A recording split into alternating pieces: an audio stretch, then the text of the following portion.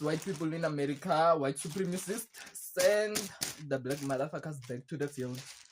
I need more cotton. Because a lot of people need to know that your shit stank too. Just trying to stay sucker free in a world full of lollipops. I'm seeing all the ops.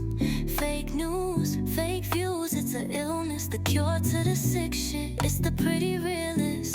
What's good, family? Welcome to Pretty Realist. If this is your first time joining my channel, welcome. Listen, I didn't have this on my bingo card at all. Black Americans are fighting for their lives right now. And apparently the beef came because of the Zulu Parade that New Orleans has every year during Mardi Gras. They've been having this parade since 1909. And a lot of Black Americans had no idea about it. The reason why it was created is because this was during a time where Black Americans were not able to be a part of Mardi Gras. The reason why they put black paint on their face is because during that time, Black Americans could not wear masks. But somehow it appears to have poked its head out, and yeah, South Africans are not happy. They're not just not happy with NOLA. They decided to poke fun at all Black. Hey, South Africa, I need y'all to know that the average Black American was not checking for y'all. We found out about the Zulu Parade when you found out about the Zulu Parade, okay? We're not from New Orleans, and it's not a part of the whole Black American culture. It's part of the New Orleans culture, all right? But I also need y'all to understand that when y'all get to picking and talking about our ancestors, baby, that's where we draw the line. By making fun of the history of slavery here in this country, by making fun of the education system, and used it in a way to make us feel as if we are doing something wrong when we had no idea about this parade. Like I said, I wanted to react to this video because I feel as if South Africans seem to not be 100% aware of their own history and how them saying horrible things when it comes to slavery here in our country, them completely just forgetting they themselves were also colonized. But I'm gonna let Dane Calloway tell y'all, grab you some chips, grab you some snacks, because it's about to go down. In today's society of America, many people are undergoing a benevolent process of changes in their life by decontaminating the poisonous traditional forms of indoctrination and overcoming the complexity of its burdensome physical and psychological, nearly permanent effects. By unlearning, or rather deprogramming, the information taught throughout compulsory educational institutions of yesterday and today. Whereas a fact is literally based on the one-directional formatted belief of an individual's opinion, which may seem harmless to those who are satisfied with taking someone else's word for it, versus finding it out on their own through the process of diligent researching. By undergoing this process, an individual will soon discover that there is an actual difference between a fact and truth, and that most popular things that we were all taught in these compulsory educational institutions or by word of mouth that are considered to be a fact were never true. And with this new light form of discovery comes a positive change. And with this positive change comes an energetic realization of the actual truth, which adamantly reveals these multiple malicious hidden agendas surrounding what we call history, various forms of science, and even down to the English language, just to name a few. And speaking of just that, it is essential to recognize and master the understanding of the English language, because it can hold a person mentally captive merely by the misunderstanding of a word's definition, especially when it pertains to law, education, or even social science. There is a big reason why when a person recalls or names each letter of a word, that gesture or process is called spelling. The underlining word in this sense would obviously be spell, which could carry a variety of different essential meanings within itself. when it comes to this division that we currently have going on in our country. There's a foundational effect. These are conversations that we seem to gloss over. We once thought that, like I said, we were cool. It took for one situation, such as a parade that's been going on since 1909, for it to just completely go off in smoke. And considering that people from the Zulu tribe were invited to come to America and were a part of this Parade in 2006. Our history is so similar. It's like when I made the video about the slave who actually owned slaves. A lot of people would not have known that we had Black slave owners in this country had it not been for people who actually did the research outside of the indoctrination and the textbooks that were given to us in our schools. So it's important that we kind of color outside of the lines when it comes to us understanding each other better, and could possibly be the reason why there are people put in place to make sure that we don't get to this point to where we understand that we have so many similarities and that nobody is superior to the next. The majority of people would recall the most popular definition of spell, which pertains to writing or naming the letters of a word correctly, while on the other hand, the not so popular or rather uncommonly used definition of spell pertains to words that has magical powers, to say the least, but usually in a negative sense, because what you do is mentally and physically out of your control. What I mean by that is your thoughts and actions, or rather your reality, is completely dictated and heavily influenced by the spell of the words you speak. This is why you would hear the saying, be careful what you wish for, because a person can play that same spelling trick of the English language amongst themselves inadvertently. We find this type of trick, uncommonly known as the Mandela effect, in the thinking that a particular word means one thing, and yet truthfully it would dangerously mean another, regardless of a person's opinion. If anybody knows why they decided to call it the Mandela effect, please leave it in the comments.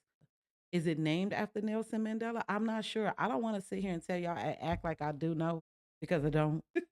But if you all know, please leave it in the comments and point me in the right direction. Like, we learning here. This is the dialogue. If you are liking what you're seeing so far and you are appreciating the content, please click the bell, get notification of when I drop more videos, and definitely subscribe. I will greatly appreciate it. The word minority is a very good example of that, and it also details why the so-called African Americans are labeled as the minority group here in America. For example, the Webster's Dictionary defines the word minority as a, quote, group that is the smaller part of a larger group, in which this definition could serve as the means as to why most political figures, news reporters, or even bigoted individuals, etc., for labeling the so-called African Americans as the minority group. In this case, the word minority relates to a particular population size, marking the so-called African Americans, or rather the indigenous American Indians in this sense, as being the least amount of people who makes up the United States population. And the spell, or rather the trick of this side of the minority definition, is that the so-called Black Americans would just simply take someone's word for it and let it slide without any backlash. See, no one challenges the reported numbers of the US population by race. In fact, they would say things like, I mean, why waste time doing that anyway? They can't be off by a significant amount, right? I mean, come on. They are the government, for Christ's sake. Why would they have a reason to lie about something so inadequate? My answer to that would be, that's just like deeming the statement, men lie, women lie, but numbers don't lie, as a fact. Whereas the information behind the creation of those numbers literally derived from men or women. So if they lie, then so can numbers, right? Think about it. Now, if Margaret Sanger, who is the founder of Planned Parenthood, implemented birth control pills in the United States during her eugenics-formatted population program called the Negro Project of 1939, in order to alter the population growth of only the so-called African Americans, then would that indicate to you that the so-called African Americans are the minority population of race in America, or not? Now let's take things a step further and look closer into the word minority. At a time where the Homestead Acts of 1862, 1866, and 1909 were implemented into what was known as, quote, the laws of the lands, as a means to forcefully fraudulently allot lands of America or Turtle Island, originally owned and occupied by our indigenous ancestors, to those newly incoming pale-faced foreigners immigrating from parts of North, West, and especially South Africa, like Europe for example, to America by the millions according to the 1790 US Census and beyond. Now, before I go any further, you can recall that I have stated numerous times throughout my previous documentaries that everything was told to us in reverse, and where Europe is actually located is not excluded as an example of my statement. What I mean by that is, Europe was purposely predicted, or rather placed at the top of all other countries, displayed in Mercator world maps and other maps shortly thereafter, for a very particular reason. And that reason is due to the Mercator projection has fostered European imperialist attitudes for centuries and created an ethnic bias against the Third World. Salvatore Natoli of the National Council for Social Studies argues, in our society, we unconsciously equate size with importance and even power. In our society, we unconsciously equate size with importance and even power. When third world countries are misrepresented, they're likely to be valued less. When Mercator maps exaggerate the importance of Western civilization, when the top of the map is given to the Northern Hemisphere and the bottom is given to the Southern, then people will tend to adopt top and bottom attitudes. So, no. If you all do not know, that used to be from a show. I believe it was called Northern Exposure. It used to be a big show in the 90s. I remember that episode. And it was pretty much talking about how the map, as we know it today, is upside down. We could argue back and forth and say that that is far-fetched. It's hard for you to identify or to even see it any other way. Let me talk to you for a second. Every city has a north, a south, a east, and a west. But every city that I lived in, the north is always where the money is at. If I'm lying, tell me. The north side of town always is where the people with the money lives. Just think about how that dynamics plays into the way that they have our city structured. South, a little bit more poor or a little bit more less disenfranchised. North is always where the money is at. 1936, at a time when land acts were adopted into law in South Africa. Now, what's very important to note here is that these laws are very identical to the Homestead Acts in America that I mentioned earlier.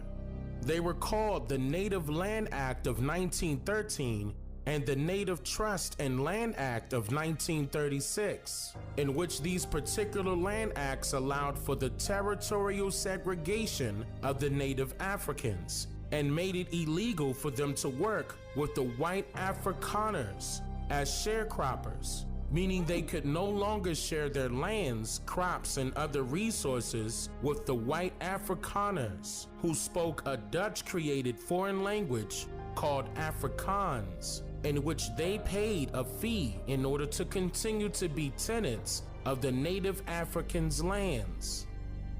It's really interesting that he said that, because there was a white Afrikaner who said some really racist things. I was surprised that they even let this video stay up. People create ghettos wherever they go. Even in the US, why do you think the black areas are called ghettos? You know, they move into entire cities in the US, like Chicago and Detroit, that were once white cities. They now are majority black cities, and the entire cities have become ghettos. The entire Africa is a ghetto. Okay? Look at what black people do in nations. It doesn't matter how much land you have. You guys don't know what to do with the land. You don't develop it into prime farming land, and you don't develop first world civilization or cities. If you attempt to develop a modern town or city, it just ends up being a ghetto, because that is what your people are capable of on average. So no amount of land is going to change that.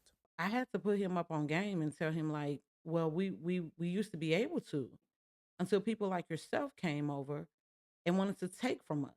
It's like a lot of the people who have this colonizer mindset, or this very racist mindset, they seem to forget that there was a time where Black people were able to do their own thing. They were able to have their own land. They had their own communities, and they were thriving up until people with that mindset came in, or they were looking from afar and were doing some pocket watching shit and decided that they wanted to just take over, just because they were either jealous or just because they could, because there were certain laws that were put in place by other colonizers that said that they could do anything that they wanted to. These situations need to be talked about a lot more, because a lot of people need to know that your shit stank too. You're not better than anyone just because somebody told you, or you may feel as if you have a one up just because of your location or the color of your skin. The passing of these land acts, along with several others shortly thereafter, it allowed for more than 80% of these already inhabited lands to be cleared of Native Africans and sold at a very cheap rate to white Afrikaners only. During this time period, the traditional society of South Africa had been infiltrated by way of industrialized governmental policies and many other operational forms of white supremacy. Upon the creation of these land acts, the birth of apartheid arose simultaneously. Side note, apartheid means separateness, or rather a state of being pulled apart. This is when the money-hungry white Afrikaners wanted to divide the native South Africans in order to decrease, or rather quell, their economic and political powers. With these laws now in place, the all-white Afrikaner National Party was established in 1948, which they created an all-white government that helped to rapidly enforce all pre-existing and future regulations and policies of racial segregation, to include the previously written, quote, laws of the Land Acts that I mentioned earlier. Did you catch that? Listen closely. Once the non-white South Africans, or the Native Africans, were forced off of their own lands and removed out of their own homes and placed on reserves, similar to today's Indian reservations or plantations, or what we know now as the public housing areas found in North America's ghettos, for example, the non-white South Africans were also forced to work industrialized jobs in order to single-handedly build up South Africa into a capitalist society. What's very noteworthy here is that the Population Registration Act of 1950 was implemented into law, very identical to an American law enacted in 1972 called the Equal Employment Opportunity Act. The PRA, or rather the Population Registration Act of 1950, was used to identify and classify all South Africans by categories. These categories were Bantu for the native South Africans, colored for the mixed South Africans, and the Afrikaners were classified as white, while a fourth category was added for the East Indians and Pakistanis, labeling them as Asian. So y'all was reclassified just like us, huh? Interesting. I had to go fill my water back up after this. Robbery, by way of these land acts and laws, only assisted and ensured that the white Afrikaners received the most fertile lands available in their region through government parental rights or ownership of set majorities by way of treaty rights or constitutions and other trickery, which in turn allowed for the sale of the already owned and occupied lands of the native South Africans to be handed over and or sold to their white oppressors.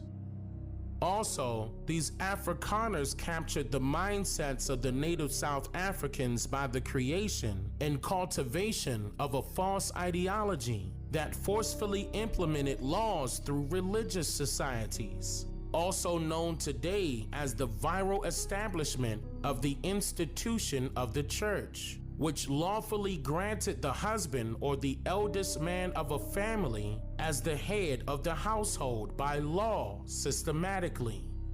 This methodology segued into the creation of laws that recognized ownership through the male of the household only. Furthermore, by then removing the head or the male from within the home by way of war, jail, or death, the government was able to acquire the lawful rights to the, quote, abandoned lands under the color of law. Don't this sound like the 60s? Hello.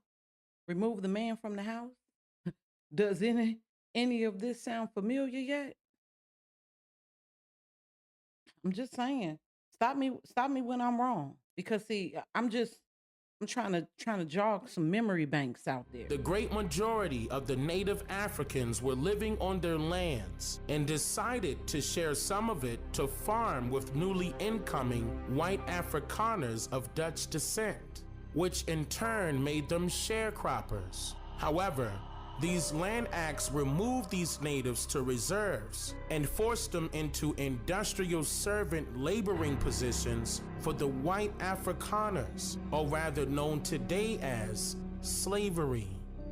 Unfortunately, this form of deceptive methodology had been implemented along with several other occurrences in multiple locations since the start of this so-called Mandela effect. And it is the true aftermath or outcome of being a minority. Now you can see how a lot of the similarities to what we now face here in America is not a coincidence, being that we are the direct descendants of the indigenous Aboriginal Niji of this land now called America, and how our historical timeline directly correlates to this similar timeline that I'm about to go over, which was planned and carried out by the same white Afrikaners who immigrated by the millions to the Americas during the years of the Homestead Acts, when subsequently laws were created to give them our farms.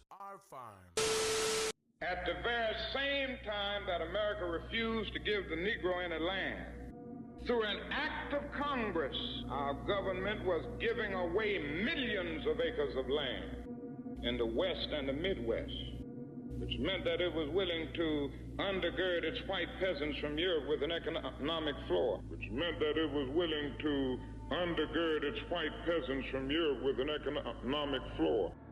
but not only did they give the land, they built land-grant colleges with government money to teach them how to farm,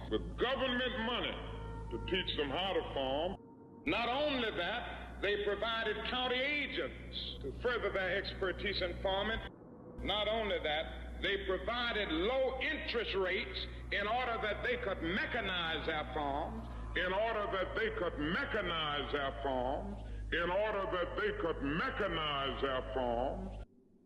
Not only that, today many of these people are receiving millions of dollars in federal subsidies not to farm, and they are the very people telling the black man that he ought to lift himself by his own bootstraps. And this is a reality. Now, when we come to Washington, we are coming to get our check. Now, let's speech is one of the reasons why they needed to get rid of him, because he woke up. It's the same thing that happened with Malcolm X. When he went overseas to Mecca and saw something different than what he was being told here in the country, it changed him in some way. This is one of the reasons why you got to question everything. You got to look beyond the scope of shit. You got to look beyond what those history books is telling you. You got to look beyond what these teachers is telling you. You got to damn near look beyond what your parents, what your grandparents is telling you. A lot of these things, these people nowadays that's online talking about us, saying all these disrespectful things, they probably have no idea about any of this stuff. A lot of our parents, They really don't be telling us half of this stuff because they don't even be knowing. As a millennial, what I remember seeing is a lot of Black Americans have pride when it comes to how they were connected to Africa. In the 80s and the 90s, you seen the African sign everywhere. Music groups like Public Enemy. I even had the Nefertiti earrings, the Nelson Mandela, just all of that. All of that was what Black Americans stood for. And to see where we are right now, it shows that maybe maybe the connection was never really there.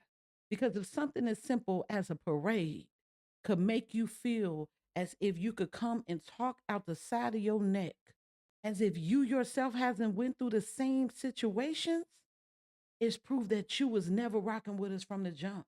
It's damn near up to us, millennials, Gen Xers, to educate ourselves because we the new historians.